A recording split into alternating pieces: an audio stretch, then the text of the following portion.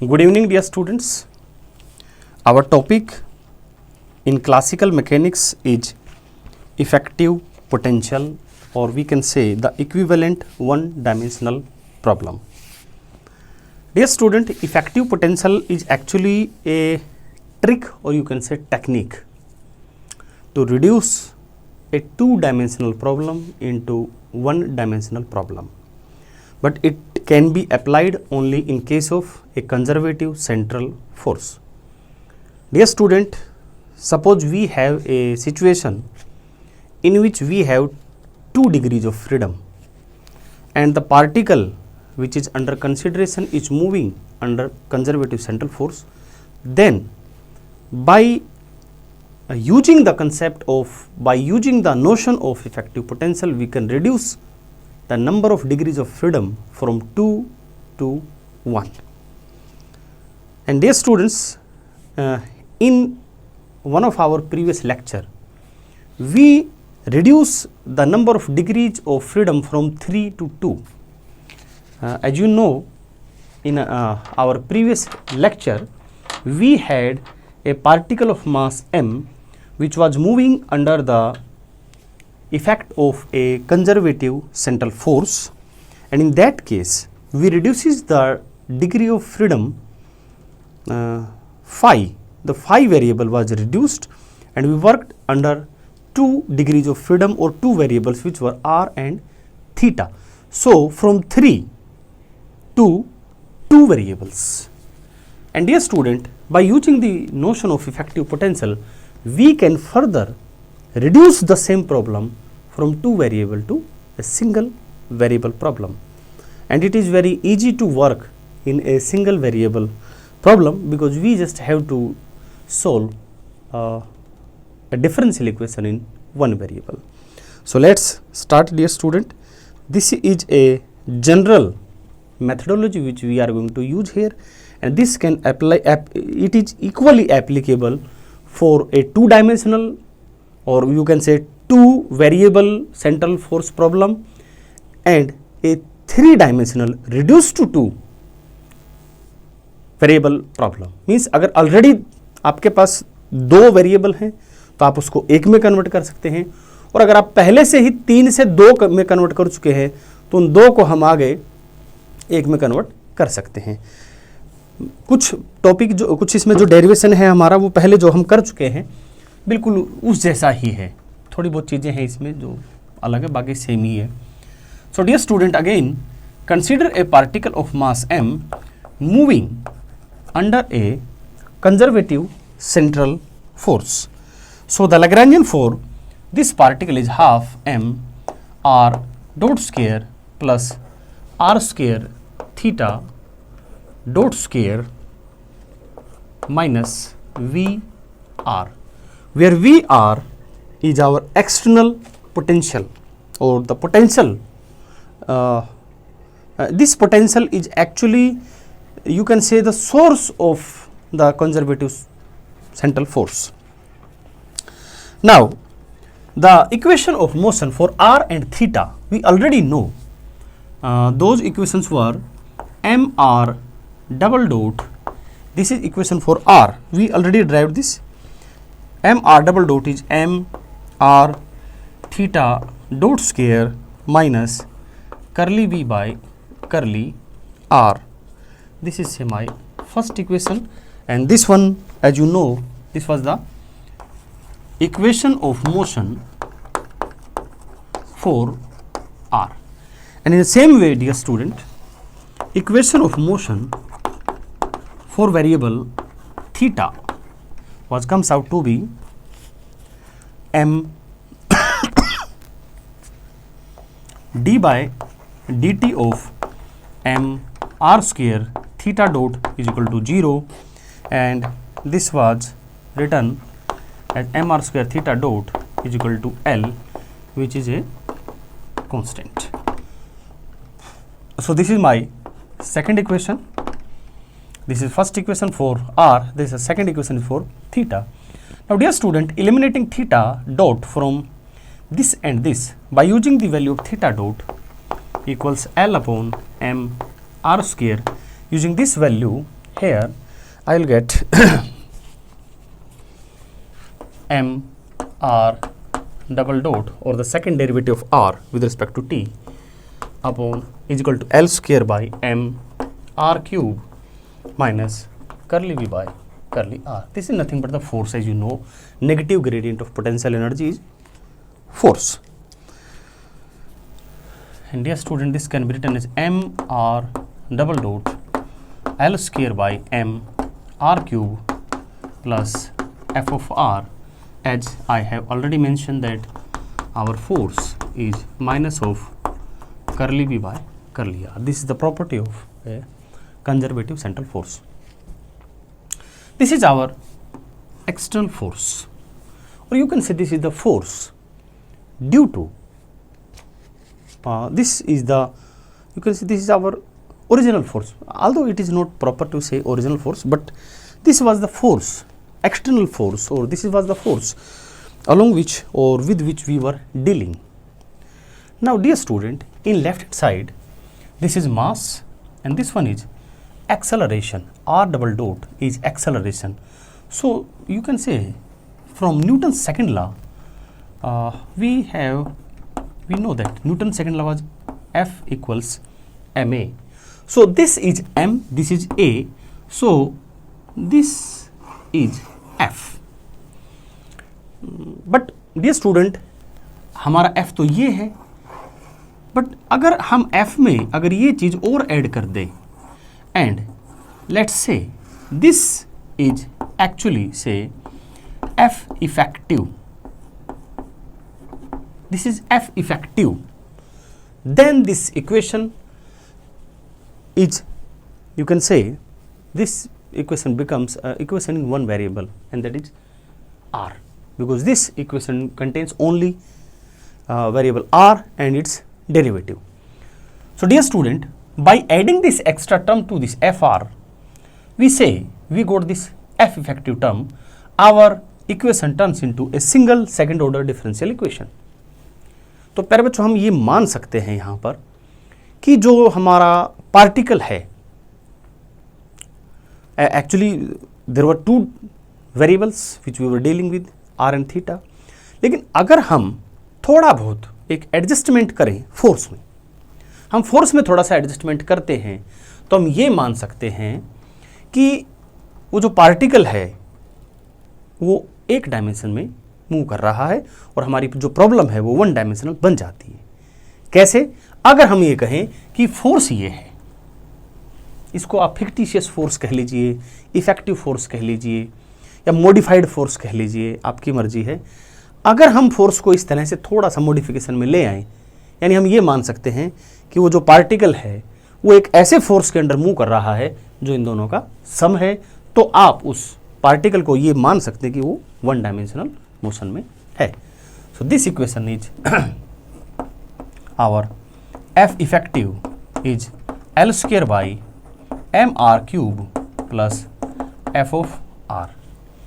सो dear student, ये जो term है, ये टर्म एक्चुअल अगर आप इसको देखें तो ये हमारी एक टर्म है जिसको कहते हैं सेंट्रीफ्यूगल टर्म.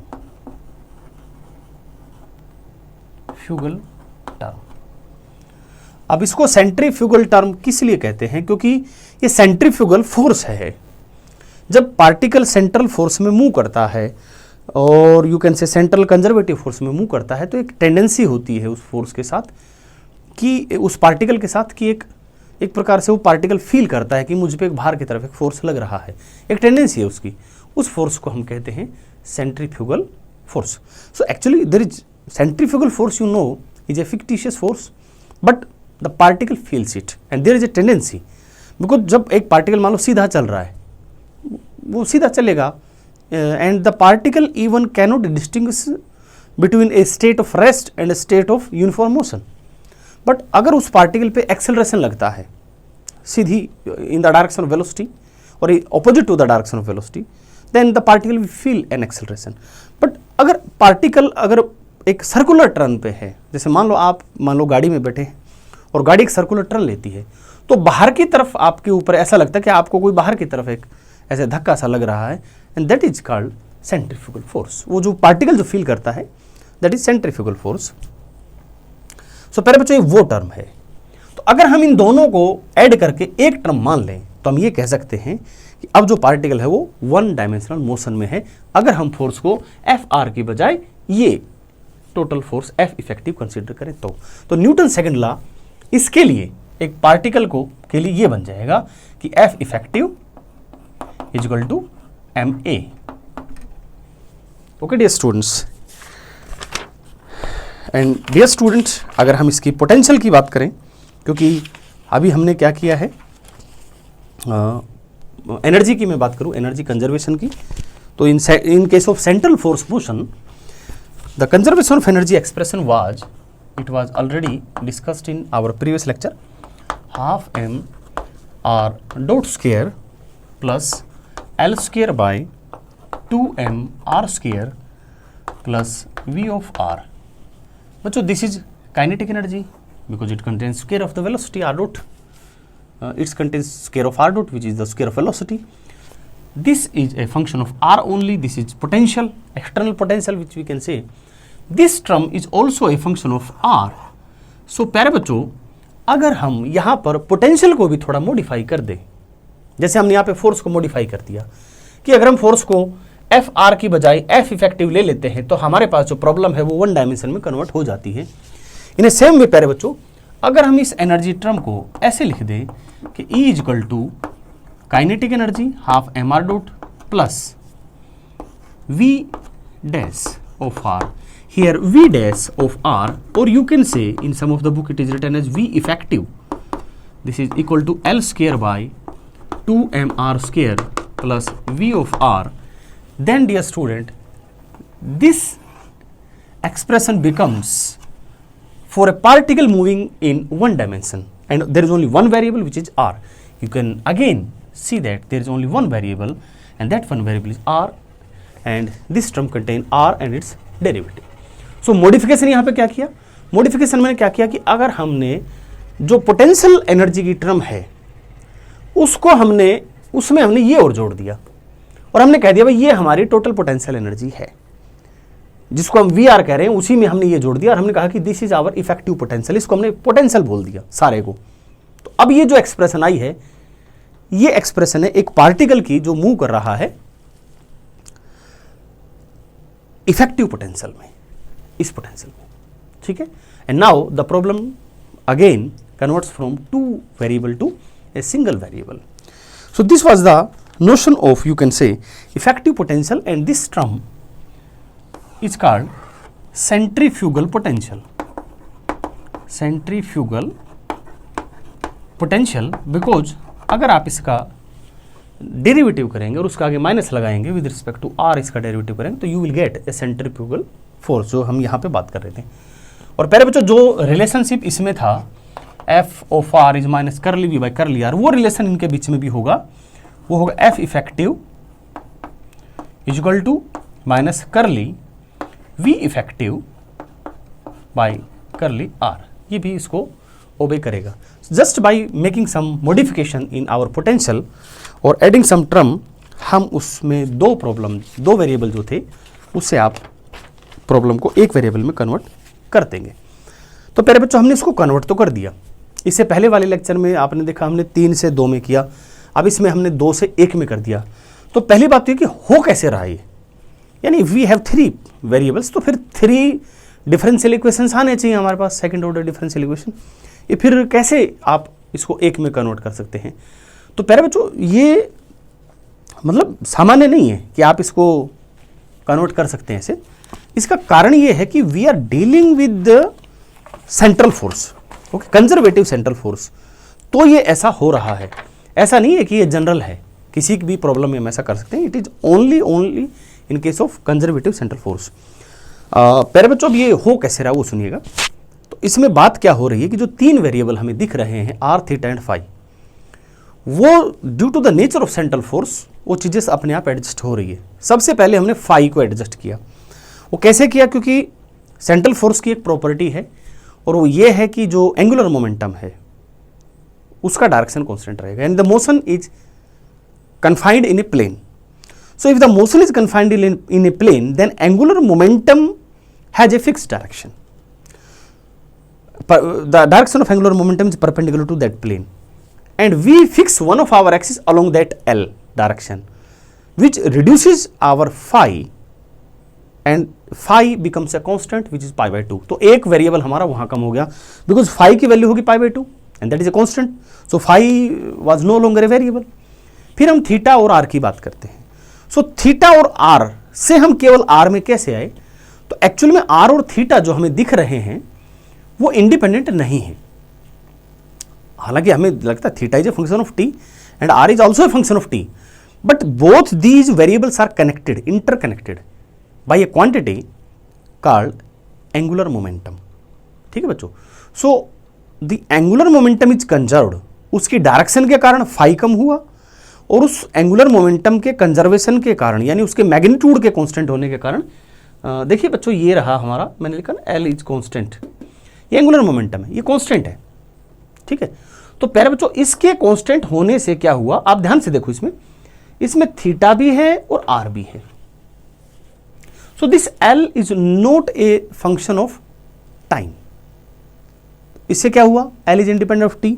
तो आर और थीटा जो थे वो इंटरकनेक्टेड थे, वो एक दूसरे पे डिपेंड करते हैं. तो जब हमें मालूम है कि R varies in a certain fashion if theta varies, so हम उन्हें उसको वो निकाल दिया बीच से, इसलिए वो दो वेरिएबल से कितना हो गया, एक वेरिएबल होगा. So that's why we were able to reduce the two one variable out of the two variable, and the problem reduces to a single variable problem. And the notion which was nothing but there was minor adjustment, and these two are equivalent. बच्चों आप effective force करके भी आप इस problem को solve कर सकते हैं और इफेक्टिव पोटेंशियल का कंसेप्ट करके भी. यानी कुछ नहीं करना, आपने जो प्रॉब्लम वी आर थी, पोटेंशियल वी आर थी, उसमें एक और टर्म जोड़ के हमने मान लिया भाई ये है इफेक्टिव पोटेंशियल जिसके अंडर पार्टिकल मूव कर रहा है. अगर हम केवल ये मानेंगे कि particle moving under V R, तो फिर आपको आर और थीटा अलग अलग फाइंड आउट करना पड़ेगा. बट अगर हम कहेंगे कि नहीं भाई, हम क्या कहेंगे कि particle is moving under the effect of this potential, then we just have to work under one variable. और एक बार आपने यहां से आर फाइंड आउट कर लिया, because you are working in a second order differential equation in R. So after evaluating R, it is easy to evaluate theta dot from this. You can say आप देख सकते ना, theta dot T is L upon M R square function of T. तो जैसे ही आप यहां से are निकाल लेंगे, आर निकालने के बाद यहां से आपके पास थीटा डॉट आ जाएगा. थीटा डॉट से आप इजीली इंटीग्रेट करके विद रिस्पेक्ट टू टी आप थीटा निकाल सकते हैं. ठीक है प्यारे बच्चों.